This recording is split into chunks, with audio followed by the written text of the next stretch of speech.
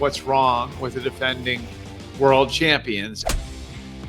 All right, welcome to the report for October the 10th. Week 6 in the NFL is underway, and that is where we are starting. The Giants upset the Philadelphia Eagles on Thursday Night Football, 34-17. This, of course, a major upset.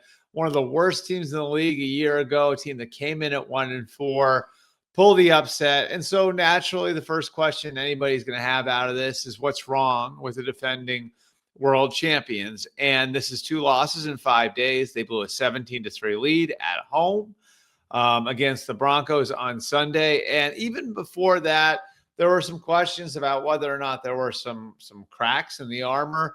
You go back and you look at the last 3 weeks, they were able to beat the 3 weeks before that. They were able to beat the Chiefs, the Rams, and the Bucks.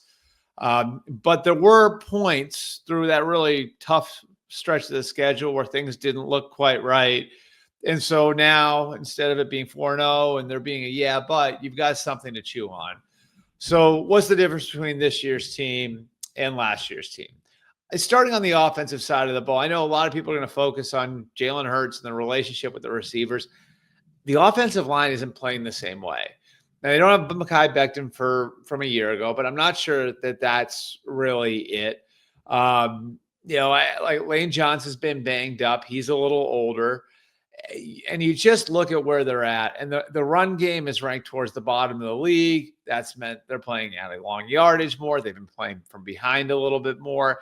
And that's not the way that the Eagles offense is built. Last year, what made them so efficient, what made the pass game so dangerous is what they were able to do in the run game.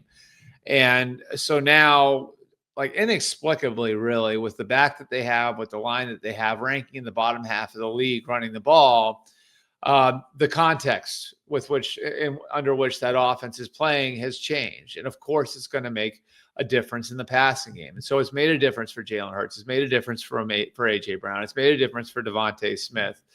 You saw early in that game, they were relying a little bit more on Dallas Goedert. I think that's indicative of the problem.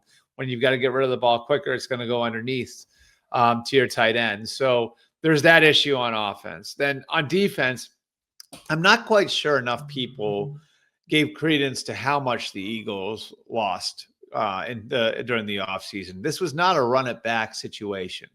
Milton Williams is gone. He was a key player for them down the stretch last year. Josh Sweat might have been their best player in the Super Bowl. He's also gone. Kobe Dean is still working his way back from injury. In the secondary, you don't have Darius Slay, and I think you felt that in what you're trying to put opposite Quinion Mitchell now at the corner position. At safety, you don't have Chauncey Gardner-Johnson anymore. You've got young players mixing in his absence. And so on the defensive side of the ball, and a defense that's relatively complex, that's asking you to do a lot under Vic Fangio, now has younger players. And so you couldn't just lock in, you got the same group as the year before, we're going to build on last year's success. You were starting over with about half the lineup. So I think this is certainly stuff the Eagles can work through. You would expect that the running game is going to be better, and that's going to, again, change the context under which the offense is playing as time goes on. When you've got Saquon Barkley and you've got an offensive line that still has Cam Jurgens, that still has Landon Dickerson, that still has those tackles and Mulata and Lane Johnson. And you would think that the defense will grow with some of the young talent that they've got in there. But right now they are in a little bit of a rut. And the schedule isn't very forgiving. So it'll be interesting to see where they come out of this. Right now, they're 4-2. As for the Giants, again, I think you see the energy that Jackson Dart and Cam Scatabo brought to the team last night. That much is very, very apparent. But I'd like to shout out a group that's taken a beating there over the last couple of years, and that's the offensive line, which I think has been the difference maker here. One absence that I don't think enough people were paying attention to early in the year was Andrew Thomas. He was still coming back from injury from last year, and it just took time. And now that he's locked in at left tackle, a lot of the other pieces have fallen into place. It's the offensive line really that they envisioned having when they revamped things before the season last year. It's the offensive line they had for the first month and a half of last year when things looked okay.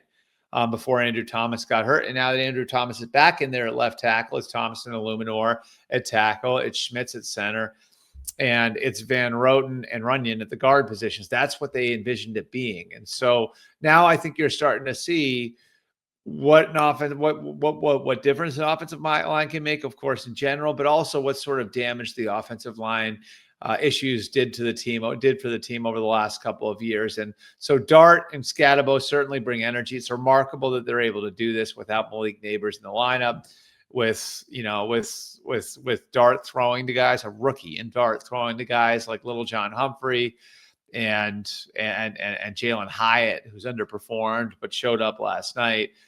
Theo Johnson has a big game. So it's easy to kind of just say, okay, like this is Jackson Dart making a difference, and he did make a difference, but it's also that offensive line, and the defense is showing real signs of life too. So like where the Giants are coming out of that one. All right, our second topic for today is the Cincinnati Bengals going now into Green Bay with Joe Flacco as their quarterback. And I think what was interesting about this one, if you want to go back and look earlier in the week, is that before they even hit the practice field, Zach Taylor declared Joe Flacco his starter. And I think it's indicative of two things. I think the first is how bad things had gotten with Jake Browning as a starting quarterback, and really kind of where they were at, coming out of week 5, where it was like, this is just untenable after the way they played against the Lions.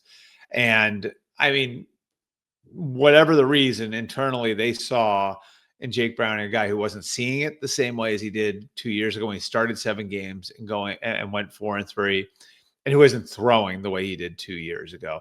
They felt like his arm had died out on him a little bit. He wasn't seeing it as fast. And the result was these back-breaking turnovers where, there was one play against the Lions where he was picked off by a guy who undercut the route, but there were 2 other lines right behind him. It legitimately could have been picked off by 3 different guys.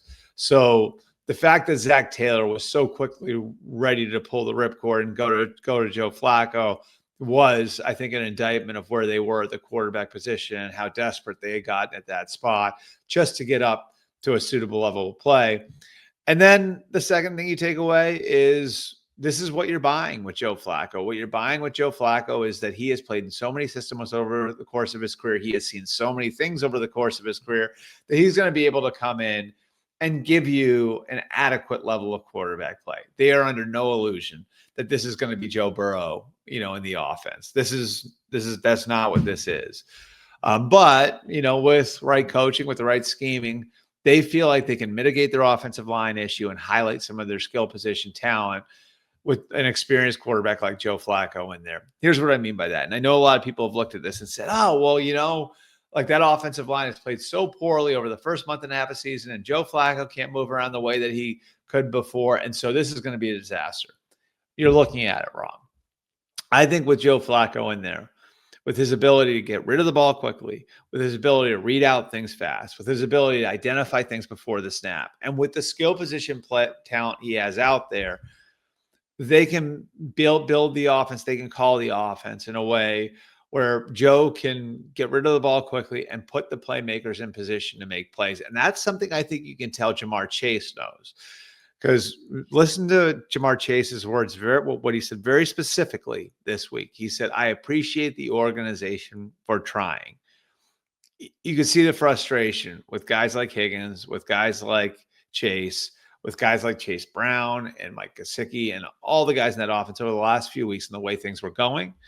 And, it'd become clear that those guys felt like their own individual performance, forget about the team performance for a second, their own individual performance, their ability to go and do their jobs was being held back by the conditions out there. And so this is a move to try to improve the conditions out there for those guys.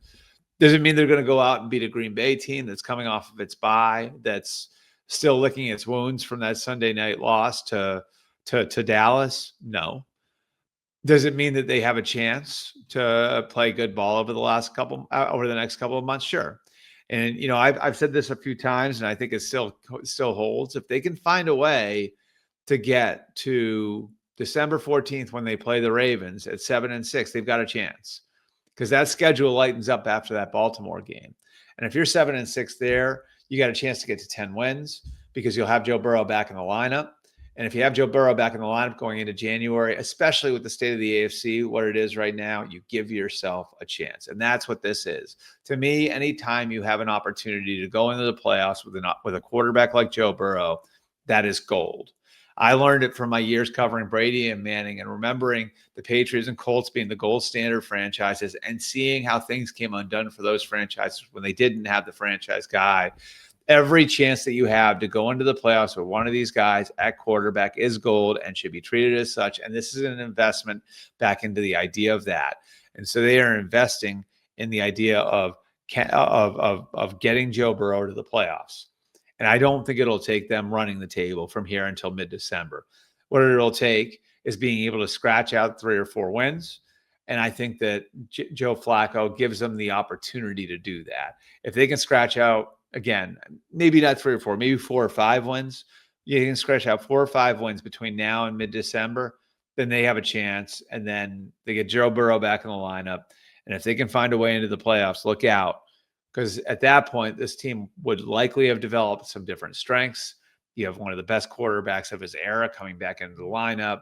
They could be dangerous. Finally, our third topic for today, I want to look ahead to the big Sunday night football showdown on NBC between the Lions and the Chiefs. Love this matchup for a million different reasons. The Lions are playing great football. The Lions are the perfect example of why people put too much stock into week 1. I've talked to a couple of their players, in the time since. They had some communication issues on week 1, especially on offense. And that's to be expected. When you lose your center, you lose your offensive coordinator. They've worked those out. They look well-rounded. I think this has a chance to be a better Lions team than a year before because of all of the injuries they had last year on defense. It's a team that's coming in on a roll. And now you got a Kansas City team on a short week, and this is their final game without Rashee Rice. And if they can come out of this one at 3-3, I think they've got a chance to really start rolling. And if you really examine what happened on Monday night, right? And we went over this earlier in the week. Patrick Mahomes played really well. Xavier Worthy was a factor. Tyquan Thornton was involved.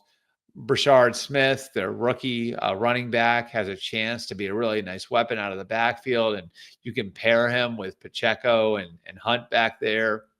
It looks like Josh Simmons is starting to play good football at left tackle. A lot of things. They had a lot of things working. Even the defense was pretty good. The defense had the pick that was called back on a flag that would have ended the game.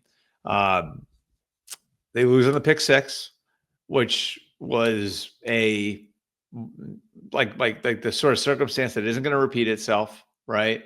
They lose on Trevor Lawrence falling down and getting up. They lose on penalties. They lose on some things that went the wrong way in a big spot for Jacksonville. That was like a Super Bowl for the Jaguars. But there's a lot to take from that game where I've been telling you guys all along, I think the old Chiefs are coming back. I think you just got to give it time and give them a few to figure it out. I think they're starting to figure it out now.